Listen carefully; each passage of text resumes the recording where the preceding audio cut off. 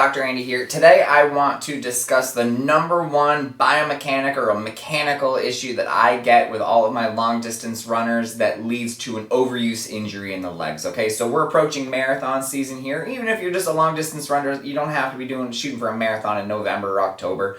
But let's say you're running throughout the year and you keep having these leg issues. Each time that you try and increase your workload, increase your training load, you notice that you're starting to develop a lot of calf issues, knees, ankles, hip issues, low back pain. What could be the reason why, right? So one of the most common things I see is actually a talus joint or an ankle mortise joint problem, okay? So full range and really good range of the ankle joint is actually one of the most important parts of gait. Of course, I'm sure you can kind of go like, oh yeah, obviously you need your ankle to be able to move really, really well. Otherwise, the entire way that you walk and the way that you run is going to be off a little bit. And that's exactly what happens. So let's say one of the most important things and one of the most common things that I see is that the ankle joint right here, it should be able to evert, which is a fancy way of saying we should be able to go flat, point the toe straight up in the air, and then should be able to rotate this ankle and bend it outwards as if it's trying to aim in that direction, okay? So what we're going to find with a lot of our runners, because of either heavy miles or something else related, is that ankle joint can't move. So each time that you take a step, we bend it, and there's no movement there. I can't push it that way at all, right? The bottom of the sole you see right here doesn't turn towards you at all. I try and push, and there's just nothing there.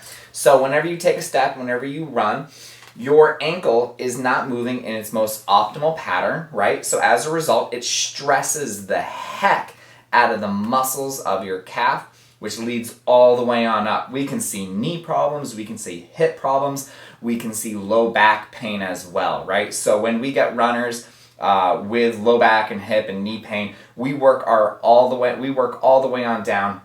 We even check the ankle joint to see what's going on, and almost all of the time, or the vast majority of the time, we notice an issue going on right here in the ankle mortise joint. There may or may not be some tenderness if you're at home and you start poking through there, and you notice is there some discomfort through here. You might notice some of that, and if you actually have a loved one, or if you try and bend it out yourself, like is there anything there? And it might not be. Okay, so we check both sides.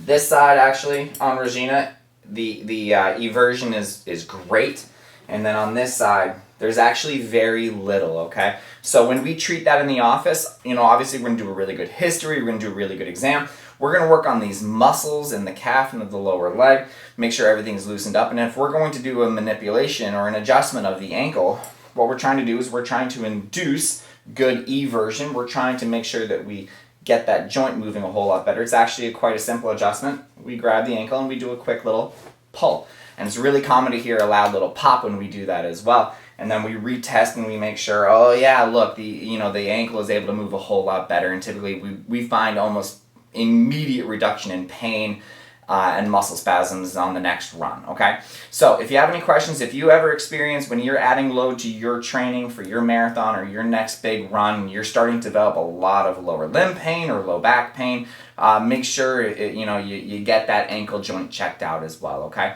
So if you have any questions, send them my way, and always remember to live with passion, not pain.